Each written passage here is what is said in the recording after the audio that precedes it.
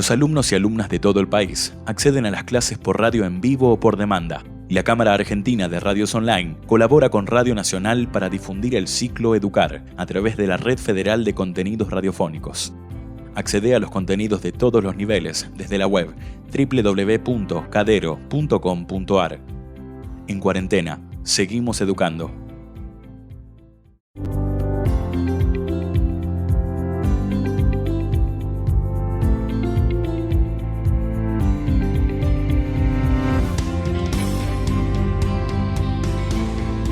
Buenas tardes, ¿cómo están? De este lado Gisela Busaniche les da la bienvenida a esta clase del ciclo básico. Chicos de 13, 14, 15 años, prepárense porque se viene una clase espectacular. Vamos a tener clase de química, sí, pero no tengan miedo porque va a ser una clase muy divertida y muy curiosa.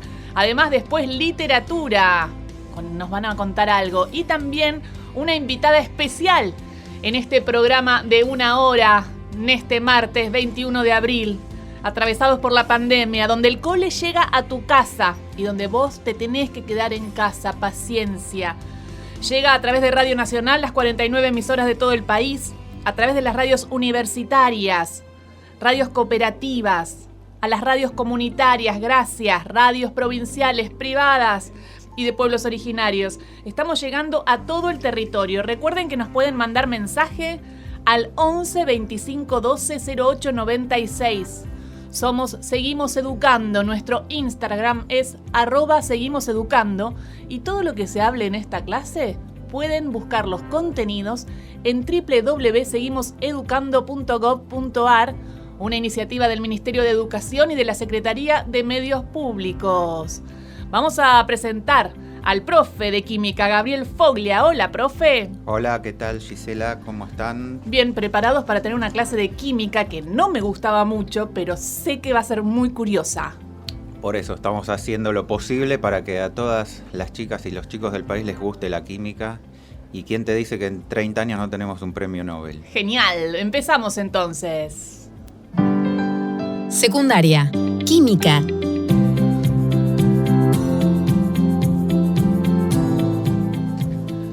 Gabriel Foglia, profe de química, todo suyo. ¿De qué vamos a hablar hoy? Hoy vamos a hablar de una molécula muy especial, que es la molécula de agua.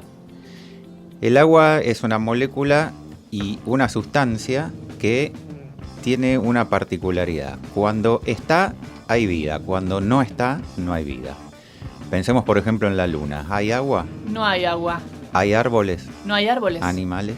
Tampoco. ¿Bichos? Y por eso no hay vida. ¿Qué pasa acá en nuestro planeta? Que hay agua. Hay agua. En zonas donde hay mucha agua, como por ejemplo esteros de Liberá, la selva misionera, Sí. tenemos un montón de fauna y flora, ¿no es cierto? Total. Y en otras zonas donde hay poca agua, como el desierto en La Pampa, por ejemplo, Hay muy poco. Muy poco. Y resisten de alguna manera, ¿no? Como los camellos que tienen reservorio de agua. Ahora, claro, pensá que la conquista del espacio es por planetas que tengan agua, claro. Donde hay agua, hay vida. ¿Y es por esa molécula? y es por esta molécula, justamente. ¿Por qué? Porque está presente en los organismos vivos, en las células. Nosotros mismos, nuestro cuerpo tiene un 70% de agua. Entonces, ¿qué quiere decir? Que es vital para todos los procesos que realiza el cuerpo y todos los órganos. Sí. Pero ¿qué ocurre con la molécula de agua? Químicamente tenemos 2 átomos de hidrógeno unidos a un átomo de oxígeno, Sí. por medio de una unión química que se llama unión covalente. Pero no solo es covalente, sino que es covalente polar. Y esto quiere decir que tiene 2 especies de polos, uno positivo y uno negativo. Me quiero recordar, ¿te acordás que cada uno, y chicos, chicas en su casa se van a acordar que cuando uno dice agua y lo puede poner en una hoja, en vez de decir agua pones H2O. Exactamente. Y esos son 2 de hidrógeno y 1 de oxígeno. Exactamente. H2O es agua. Es agua. Bien. Exacto. Y entonces, ¿qué pasa con los polos? Entonces, ¿qué pasa con esos 2 polos? Sí. Hacen que las moléculas de agua se vayan uniendo entre sí. ¿Sí? Se vayan juntando, se vayan pegando. Por suerte, porque si no, no tendríamos agua quizás. Exactamente. Esto le da todas las propiedades, estas tan particulares que decíamos que tiene el agua. Por ejemplo, el agua sólida.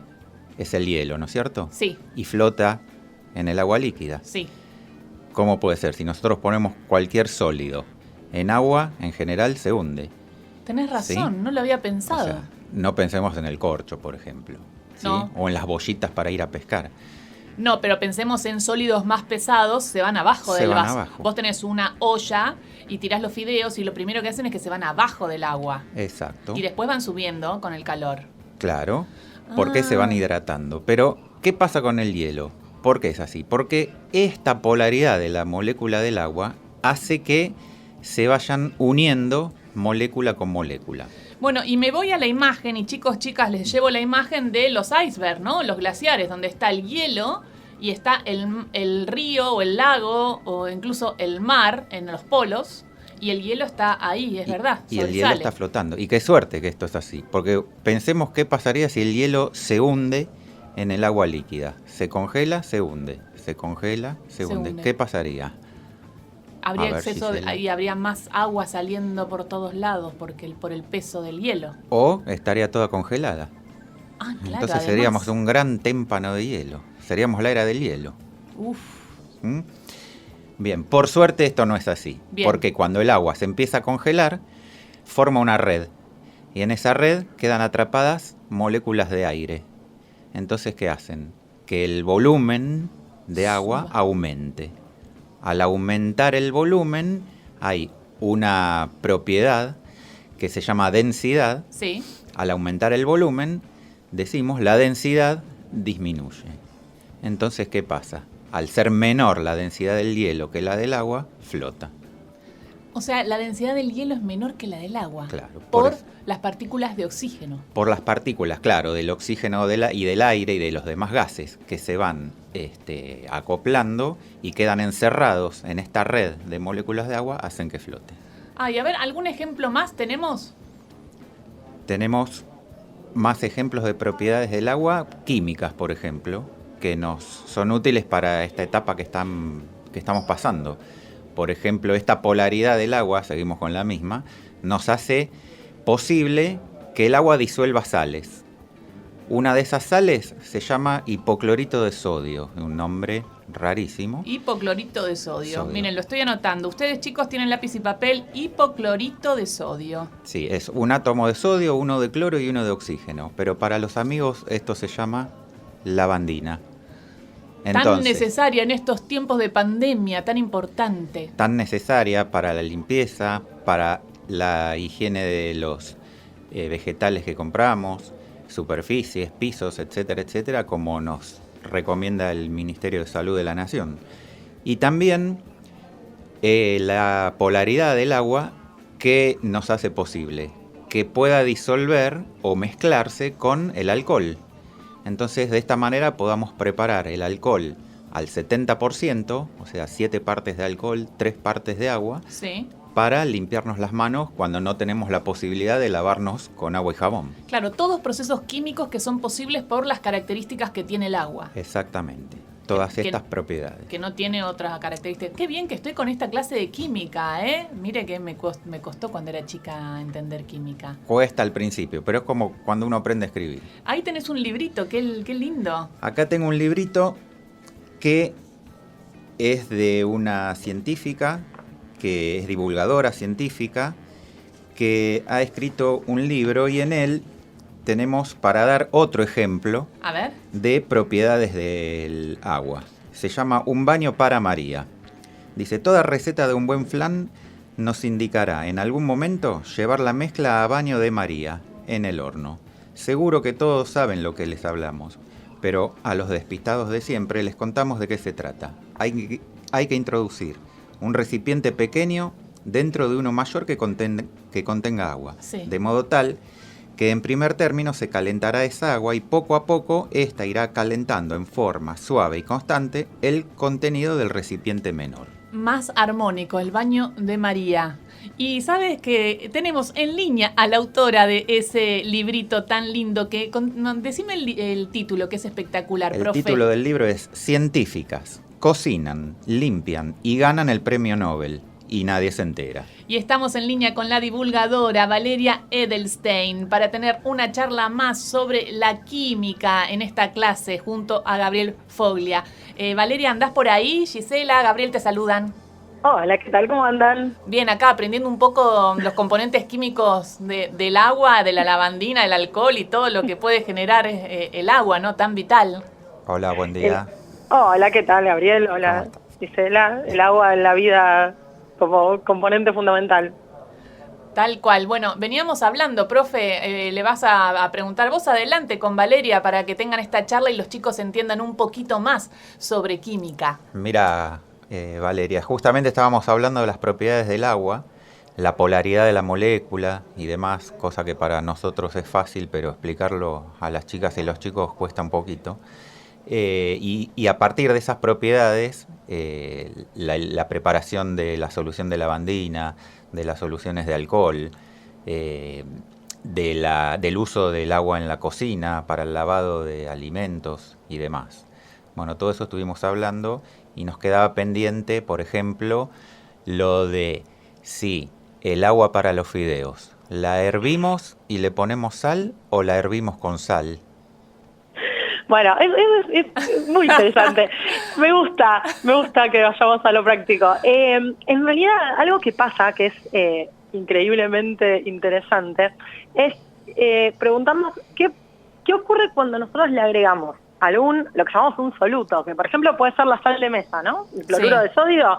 ¿Qué pasa si le agregamos un soluto al agua en este caso? Podríamos hablar de otros tipos de solvente, lo que llamaríamos el solvente, que es donde se va a disolver esa sal, pero vamos a hablar del agua porque es el tema que nos interesa. Entonces, una pregunta que no se puede hacer es, si yo le agrego un soluto, por ejemplo la sal de mesa al agua, ¿le cambiarán algo las propiedades cuando yo ahora formo una solución? O sea, yo ahora estoy cambiando, ¿no?, las características que tenía originalmente el agua pura, digamos, y le estoy agregando algo más. Entonces, me quiero preguntar si eso cambiará en algo sus propiedades. Por ejemplo, yo sé que el agua, si tengo el agua pura, en condiciones normales de presión, o sea, una atmósfera, que es como estamos viviendo en este momento, más o menos, sí. Yo sé que hierve a 100 grados, ¿no? Esa es una propiedad que yo conozco, una característica del agua. Tengo agua pura y a 100 grados, tengo agua pura, se congela a 0 grados centígrados, ¿no? Eso yo lo sé. Ahora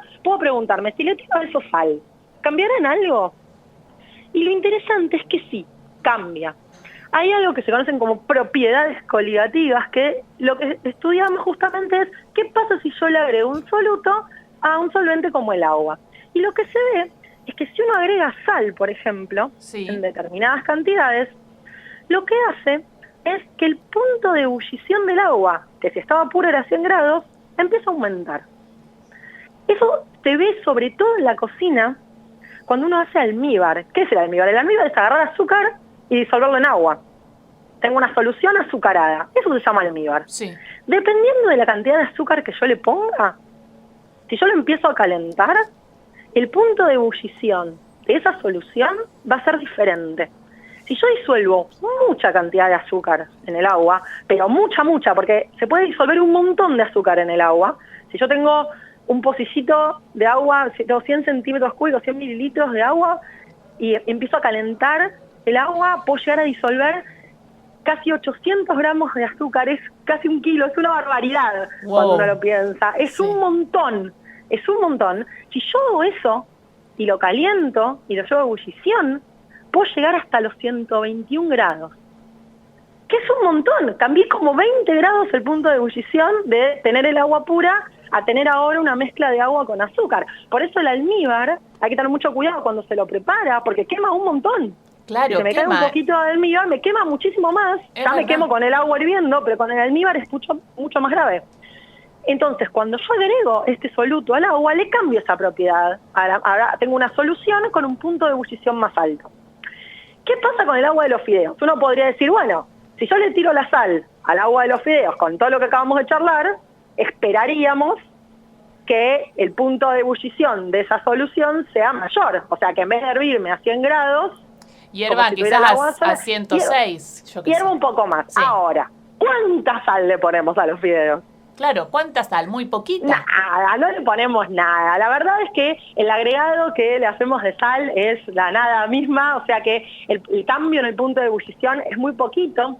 Okay. Algo interesante, que es un mito y está bueno contrarrestarlo, es que supuestamente mucha gente cree que si le agregamos sal al agua, hierve antes, ¿no? Está esta idea de hierve más rápido. No. Porque no, justamente, en realidad si le agregamos un soluto, por ejemplo la sal, lo que vamos a hacer es aumentarle el punto de ebullición y eso quiere decir que vamos a necesitar darle más energía para que llegue a hervir. O sea que vamos a necesitar calentar quizás un poco más de tiempo. Con las cantidades de sal que agregamos, la diferencia es insignificante realmente. Valeria. Pero si agregáramos mucho, tendríamos que subirlo, sí. Bueno, Valeria, ya vi que sos una científica, ya me demostraste que sos una divulgadora. Ahora hablemos de cocinera a cocinera, pues yo tengo una duda. ¿La sal en los fideos al agua se le pone cuando está empezando a hervir o cuando ya está en punto de ebullición?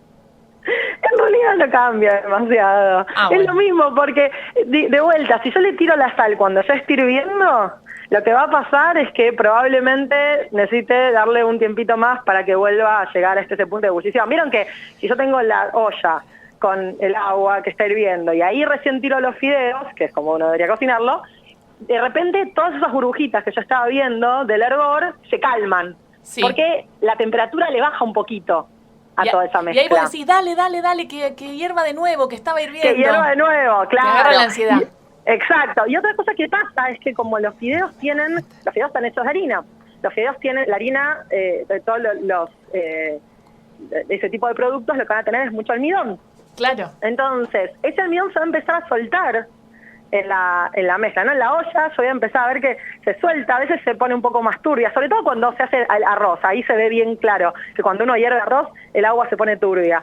Eso es el almidón que se está soltando, y ese almidón tiene una característica que es espesante, hace que se vuelva todo más espeso. Si uno prepara una salsa, por ejemplo, y le tira almidón de maíz, lo que hace es espesar con ese almidón. El almidón tiene la propiedad de asociar a su alrededor estas moléculas de agua y retenerlas. Entonces el agua que antes se movía libremente por todas partes, ahora empieza como a quedar un poquito más asociada, más retenida y ya no se mueve tanto. Más entonces se espesa.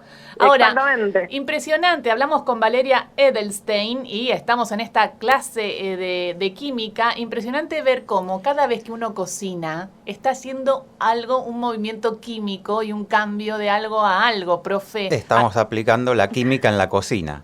Entonces, bueno, les cuento un detalle. Yo acabo de hacerme una sopa de calabaza y me quería que quedara más cremosa y lo que hice fue agregarle una papa.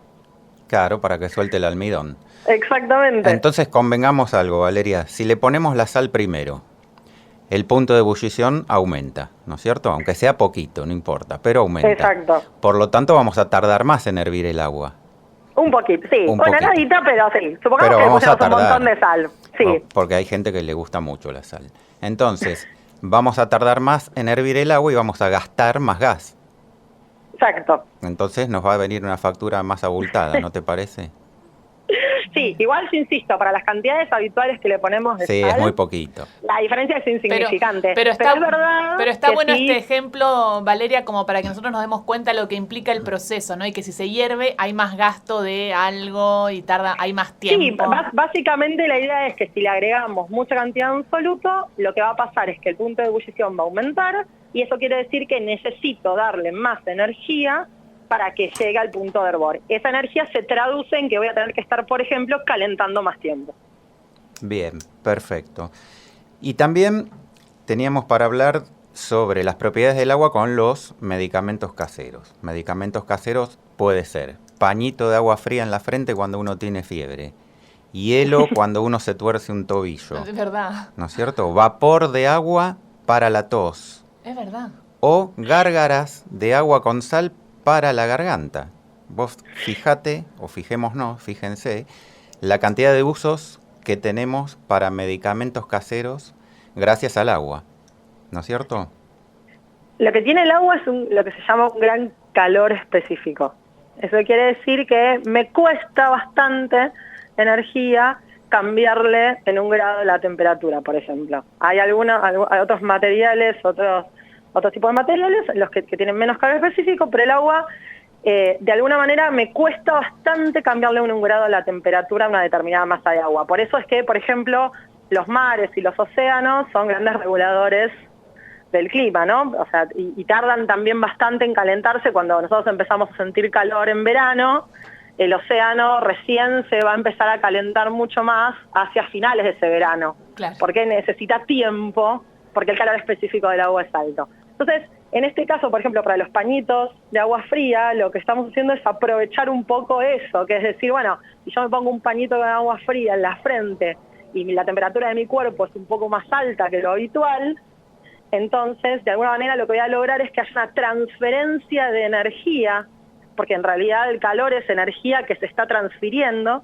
Lo que voy a lograr es que se transfiera una cantidad de energía de mi cuerpo hacia el pañito que tiene agua, y el agua va a ser capaz de absorber esa energía, y por lo tanto lo que va a ocurrir es que la temperatura de mi cuerpo va a disminuir porque ahora tengo menos energía, y la temperatura del agua que tiene el pañito va a aumentar porque ahora tiene más energía, pero como tiene una gran capacidad calorífica, entonces esa transferencia es interesante, digamos, por lo menos, ¿no? Es algo que puedo aprovechar. De hecho, hay un experimento muy fácil que se puede probar, que es que si uno llena un globo con un poco de agua y desde abajo lo calienta, Sí. El globo no explota. ¿En Porque serio? el agua está absorbiendo esa energía, ese calor que yo estoy dando, esa energía en tránsito. Como el agua tiene una gran capacidad calorífica, la está absorbiendo, y entonces no se calienta tanto el látex como para que eventualmente se pueda romper. Valeria, les está dando ideas a los chicos y ahora le van a pedir a las madres, a las papis, a su familia, globos para hacer este ensayo. ¿Por qué no te podés volver también un científico en esta cuarentena y ver un poco cómo va cambiando el agua, los solutos, y se van generando nuevos líquidos más espesos, más sólidos, ¿no? Profe, ¿no, Valeria? Bueno, me dan muchas ganas de leer tu libro. Vamos a repetir el título del libro de Valeria Edelstein, divulgadora. El título es Científicas cocinan, limpian y ganan el premio Nobel y nadie se entera. Ya lo voy a leer. Valeria, muchísimas gracias por esta charla y me allanaste el camino a la hora de hacer los fideos y cuándo poner la sal. No, muchas gracias a ustedes. Si quieren me siguen en redes, me encuentran como @valearvejita. Genial, @valearvejita en todas las redes sociales. Gracias, Vale. Gracias. Gracias a ustedes. Chau, chau. Chao. Hablábamos con Valeria Edelstein, divulgadora, muy bien, nos acercó a la química, profe, y vos también nos estás acercando a la química de una manera muy divertida. Bueno, buenísimo. Entonces, gracias. Igualmente, todos estos ejemplos que dimos, que dio Valeria recién, ustedes los pueden ver. Porque tenemos la plataforma donde hay un montón de videos donde explican todo esto que nosotros hablamos hoy. Bien, va explicando todo del agua y también incluso, bueno, genial. Entonces, www.seguimoseducando.gov.ar. Recordá que si no tenés conectividad, el recreo, podés entrar igual porque no gasta datos, así que es un recurso que te entrega el Ministerio de Educación y la Secretaría de Medios Públicos. Está al alcance de la mano, www.seguimoseducando.gov.ar, y está buenísimo. Terminó la clase de química. Nos vamos al recreo. Y después clase de literatura. Muchísimas gracias, profe Gabriel Foglia, por estar acá. De nada, Gisela, un gustazo. Ya quiero tener la próxima clase. Y sabés que nunca me gustó, incluso fue la única materia que me llevé. No digan nada, chicos y chicas. Lo dijimos al principio. Desde hoy te va a empezar a gustar la química. Recreo. Terminó el recreo. Seguimos en secundario. Seguimos en esta clase de secundario básico para chicos de 13, 14, 15, pero en realidad para toda la familia, porque vamos a hablar de literatura, y qué lindo, y es para todos, para todas. Recuerden que nos pueden mandar mensajes al 11 25 12 08 96. Llegan mensajes a Seguimos Educando. Por ejemplo, Marisa de Boedo nos felicita por cómo hablamos acerca del derecho a la identidad de género. Gracias. Además, a otro mensajito. Gise y profes, soy Federico de la provincia de Mendoza. Soy profesor de letras y los escucho a diario mientras trabajo en mis clases virtuales. Genial, y viste que ahora tenemos nuevo horario en Radio Nacional, de 16 a 17, de lunes a viernes. Así que qué bueno, profe, que nos escuches. Justo ahora vamos a hablar de literatura y de cuentos. Voy a presentar a nuestra profe, a Iris Ortellao. Hola Iris, ¿cómo estás? Hola Gisela, ¿vamos a hablar de cuento policial de Enigma? ¿Cuento policial de Enigma? Sí. Me encantó. Ya, empieza la clase. Secundaria. Lengua y literatura. Bueno, el tema de hoy me parece que es ideal para este clima, no solamente en cuanto a la temperatura otoñal, sino también para estos días que pasamos mucho tiempo en casa. Al cuento policial de Enigma, te cuento, Gisela, que le suelen decir que son cuentos de cuarto cerrado. ¿Sabes por qué? ¿Por? ¿Qué se te ocurre? Porque son de suspenso, medios tenebrosos, porque todo puede pasar en cuatro paredes. Exactamente. Hoy estamos acostumbradas a que el investigador en las series que vemos sale a la calle, se agarra a los tiros, fuerza, pim, pum, pam. Bueno, no, en el cuento policial de Enigma, que es el cuento clásico, el investigador resuelve todo pensando a puertas cerradas. Como si fuera un perito que va viendo las muestras. Su arma no es un arma de fuego, su arma es su cabeza, todo sucede en su cabeza. Hay muchos cuentos muy interesantes, pero vamos a hablar en particular de un autor que fue precursor en este tipo de cuentos, que es Arthur Conan Doyle. Arthur Conan Doyle. Sí. ¿De dónde era? Lo vas a conocer ahora te cuento más de cómo era, pero lo Dale. vas a conocer porque hay un elemento que lo hace muy característico y que después marcó al resto de los investigadores, que es la pipa y la lupa. Tal cual, Sherlock Holmes. Sí, exactamente. Él era escocés y va a situar sus relatos en la Inglaterra del siglo XIX. Te cuento que el cuento policial de Enigma surge, vamos a retomar un poquito una cosa chiquitita de los cuentos de las clases de historia, Sí. que tiene que ver con que el policial aparece cuando la gente se empieza a mover del campo a la ciudad. ¿Se te ocurre por qué? Y por la Revolución Industrial. Exacto, con la Revolución Industrial la gente se mueve del campo a la ciudad y frente a este crecimiento poblacional aparece un elemento que es el crimen, ¿sí? Claro, aparece el delito, porque también en las grandes poblaciones se empieza a ver gran masa de gente y bueno, aparecen también los problemas que conlleva el desarrollo industrial, ¿no? Exactamente. La desigualdad, por ejemplo. Exactamente, sí. Entonces, muchos de estos autores, como hoy vamos a trabajar con Doyle, pero ya voy adelantando que la próxima vamos a charlar un poquito sobre Poe, van a tomar estos hechos como materia de ficción, es decir, van a crear historias que van a tener una estructura que se va a repetir bastante. Es decir, ocurren a cuarto cerrado Sí. y va a haber algunas figuras que se repiten y son muy repetitivas, como por ejemplo la figura de este detective que resuelve todo en su cabeza, que es muy inteligente y que tiene un ayudante, pero en general tiene un ayudante que no ayuda, que lo mira a resolver el caso.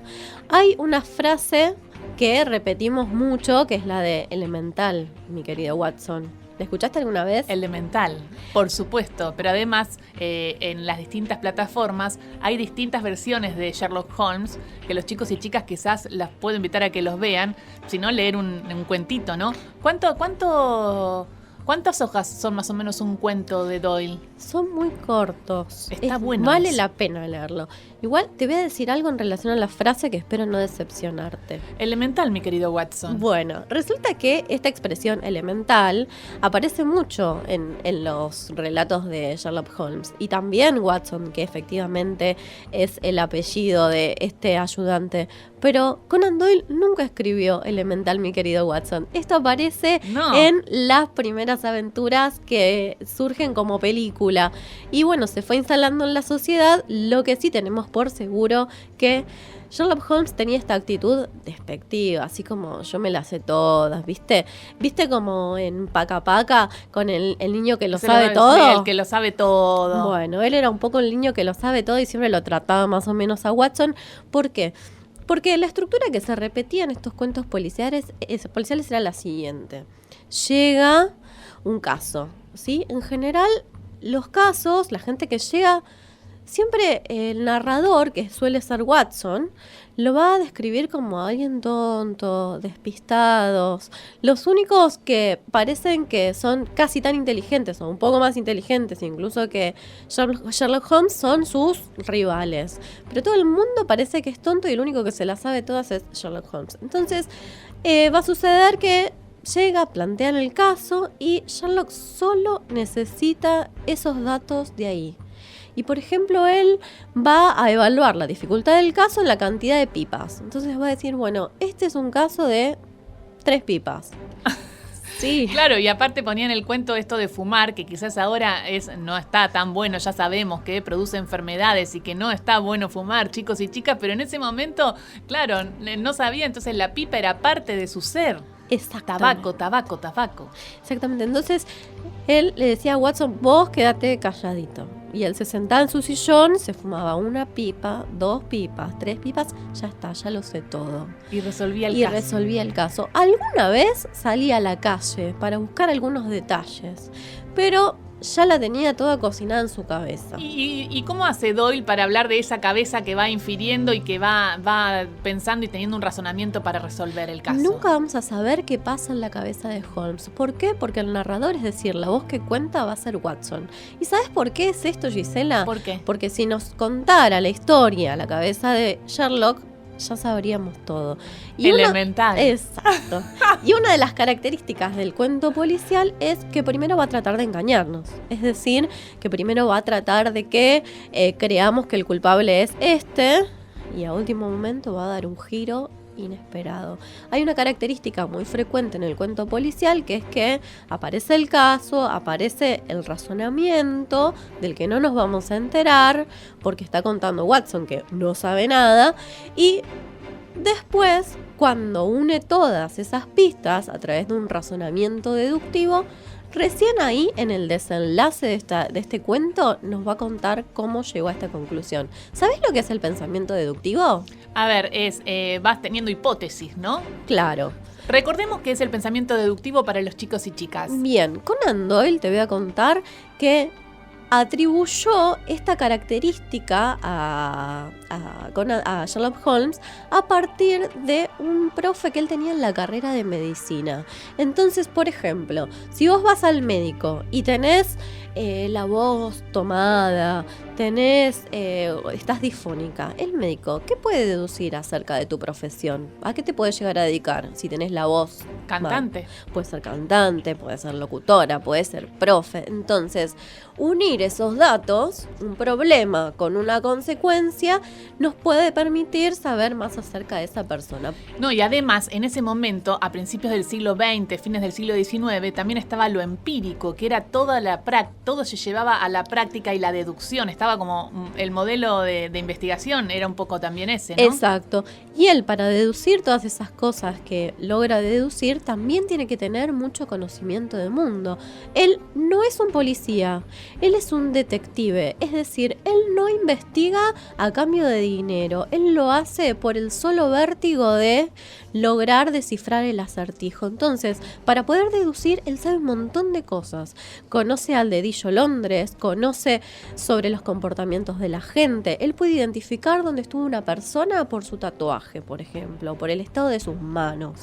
Entonces, deducir algo implica que yo tengo que sumar información, encadenar información para llegar a una conclusión. Espectacular, profe Iris. Todos estamos atentos y escuchando esta gran clase de cuentos. Hoy Arthur Conan Doyle, y entonces escuchemos un cuento de él narrado en la voz de Leonardo Sbaraglia. Vamos a escuchar un fragmento del cuento La Liga de los Pelirrojos. Un día de otoño del año pasado, me acerqué a visitar a mi amigo el señor Sherlock Holmes y lo encontré enfrascado en una conversación con un caballero de edad madura, muy corpulento, de rostro encarnado y cabellos rojos como el fuego. Pidiendo disculpas por mi intromisión, me disponía a retirarme cuando Holmes me hizo entrar bruscamente de un tirón y cerró la puerta a mis espaldas. No podría haber llegado en mejor momento, querido Watson, dijo cordialmente. Temí que estuviera usted ocupado. Lo estoy y mucho. Entonces puedo esperar en la habitación de al lado. Nada de eso, señor Wilson.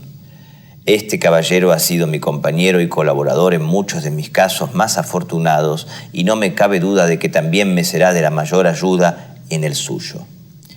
El corpulento caballero se levantó de su asiento y emitió un torpe saludo, acompañado de una rápida mirada interrogadora de sus ojos rodeados de grasa. «Siéntese en el sofá», dijo Holmes, dejándose caer de nuevo en su butaca y juntando las puntas de los dedos, como solía hacer siempre que se sentía reflexivo. «Me consta, querido Watson, que comparte usted mi afición a todo lo que sea raro y se salga de los convencionalismos y la monótona rutina de la vida cotidiana. Ha dado usted muestras de sus gustos con el entusiasmo que le ha impelido a narrar y, si me permite decirlo, embellecer en cierto modo tantas de mis pequeñas aventuras». Escuchabas a Leonardo Sbaraglia haciendo un fragmento del cuento La Liga de los Pelirrojos. Este es un programa que, claro, salió en Canal Encuentro de Arthur Conan Doyle.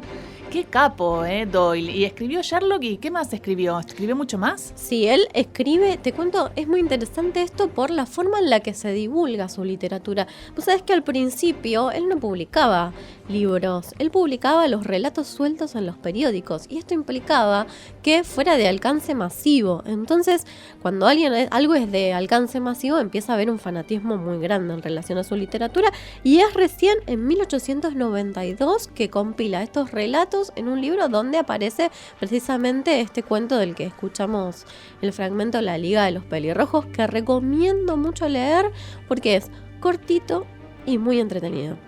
Entonces, estamos hablando del cuento policial que tiene características y es que hay un detective que se las sabe todas, como el niño que lo sabe todo. Hay una segunda persona, siempre está acompañado como por su Sancho Panza en el caso del Quijote o como Watson, ¿no? Que no sabe tanto como él, pero es el que de alguna manera va a narrar. Es el narrador testigo, pero también es un testigo de su audacia. Porque ¿qué pasa? Watson está todo el tiempo viéndolo resolver cosas y lo admira profundamente, imagínate. Entonces, él también necesita un poco esto de ser mirado, ser adulado, que le digan qué inteligente que sos. En La Liga de los Pelirrojos, en un momento Watson dice, posee un conocimiento superior al resto de los mortales. Y él, claro, se siente muy estimulado. Claro, imagínate. Bueno, ¿y la novela negra es cuento policial? Primero tenemos que hacer una diferencia que seguro los chicos y las chicas ya saben en casa, que es que la novela y el cuento no son lo mismo. Una novela es más larga, puede tener más diversidad de lugares, tiempos, personajes. Un cuento es más breve, es una unidad. Ahora, el policial negro y el policial de enigma no son lo mismo. El policial de enigma es el clásico, es decir, es la primera estructura que aparece. Y el policial negro es posterior y ya el investigador no está en el cuarto cerrado. Ya está saliendo a esa gran ciudad que está, Exacto. que tiene muchos problemas, más como un héroe. Exacto. Y, por ejemplo, va a haber otras diferencias. Investiga por dinero, se puede llegar a agarrar a los tiros. Siempre tiene muchas novias, Exacto. Tremendo. Vamos a hablar de la novela negra también. Sí, exactamente. Vamos a ir charlando sobre los distintos tipos de policiales que podemos encontrar. Hoy en día, en algunas series de las que vemos cotidianamente, hay una estructura de policial. Hay un conocido doctor que resuelve casos de enfermos muy raros, que es el Dr. House, que tiene una estructura de el policial. ¿Sí? Perfecto. Gracias, profe Iris, de literatura. Estuvimos viendo cuento policial. En la próxima seguimos con más cuento policial y con Poe. Sí, así es. Me encanta. Gracias, profe. A ustedes. Paca Paca, vuelve la grilla básica de Cablevisión para acompañarte como siempre. Nos encontrás en el canal 76 del Abono Básico. Paca Paca, para vos y para todos y todas.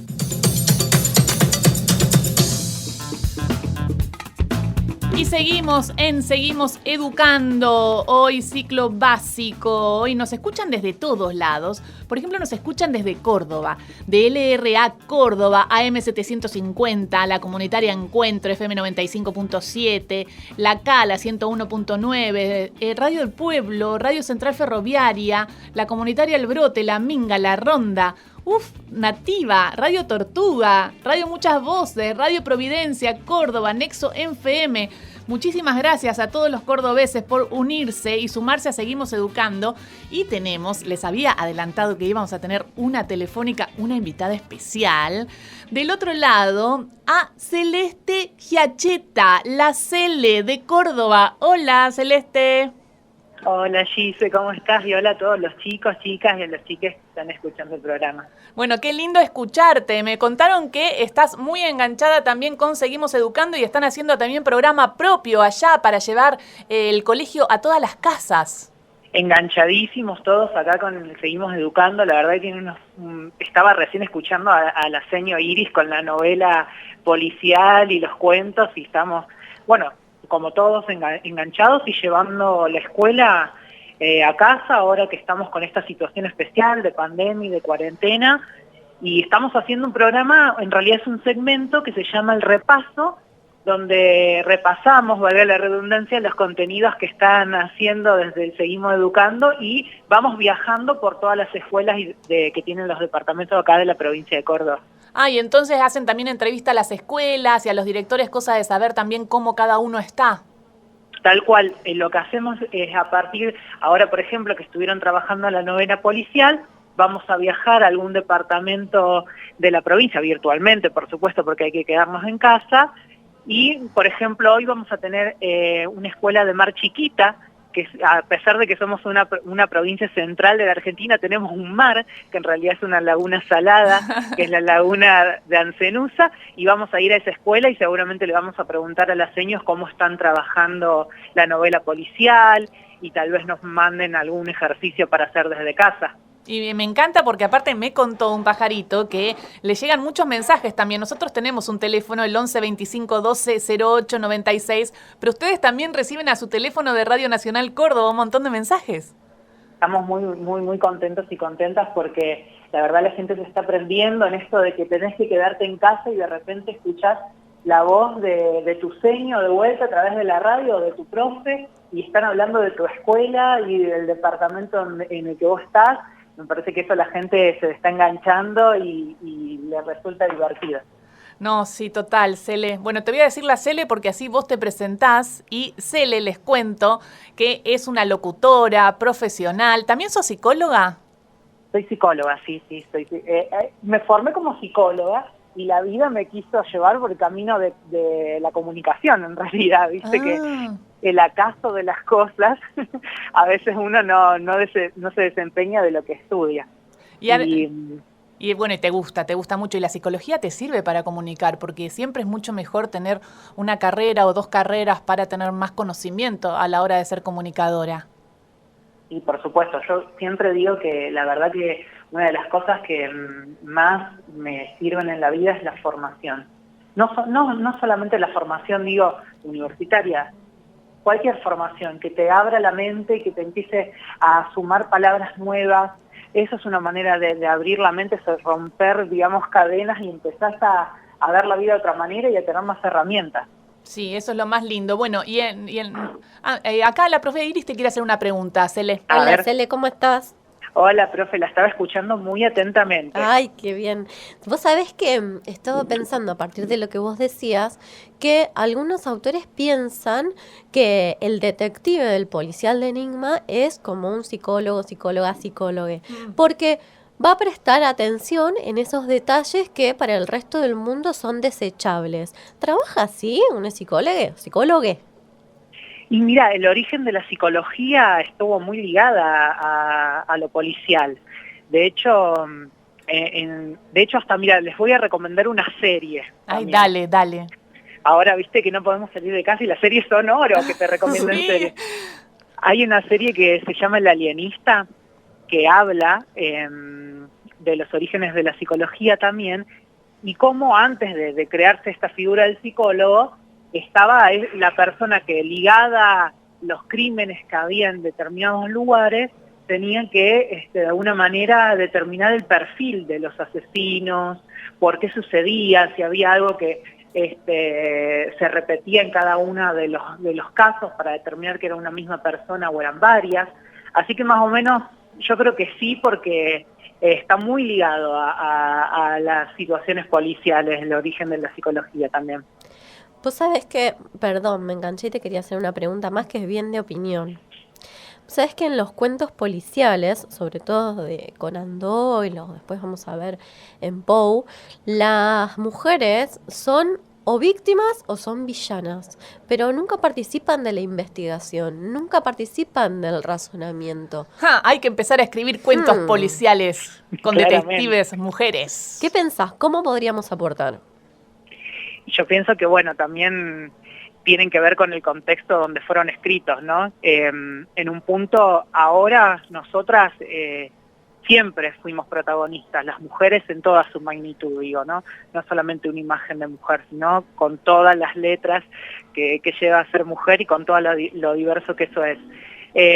Yo creo que por eso hay que seguir apostando también a las autoras y a las escritoras, que a veces no los tenemos muy presentes en los ejes, o no los tenemos muy presentes al momento de agarrar la literatura o de hablar de los grandes y grandes escritoras que hay, y bueno, es una apuesta a valor resaltarlas, y por supuesto que somos protagonistas y somos más que víctimas o villanas. Por supuesto, hablamos con Celeste Giachetta, que si la buscan seguramente van a ver titulares como este. Celeste es la primera mujer trans en Radio Nacional Córdoba, que tiene que ver con la identidad de género, Cele, y quería cerrar para los chicos, para hablar un poquito de esto de la ESI y de lo importante que es los distintos géneros y tener la igualdad de oportunidades para todos, Cele.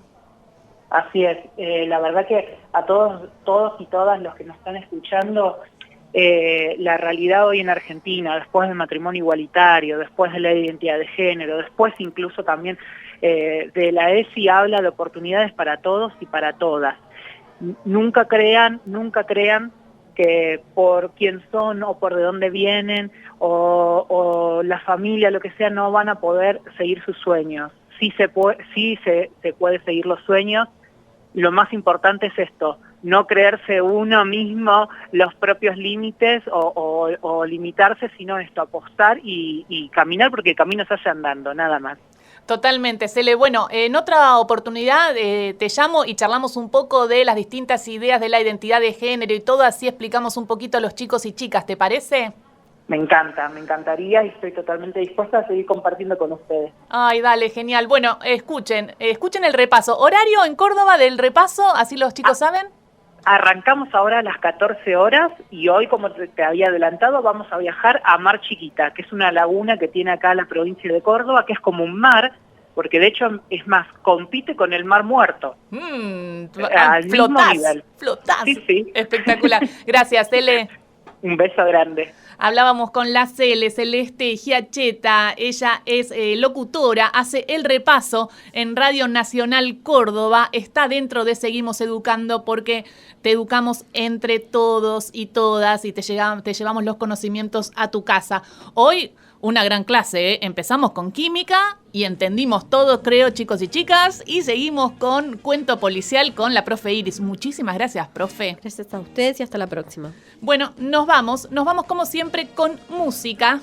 Y está pasando algo espectacular, profe. Seguimos Educando, se escucha tanto que los freestylers, los chicos que hacen pelea de gallos, rap, hip hop, nos están haciendo canciones.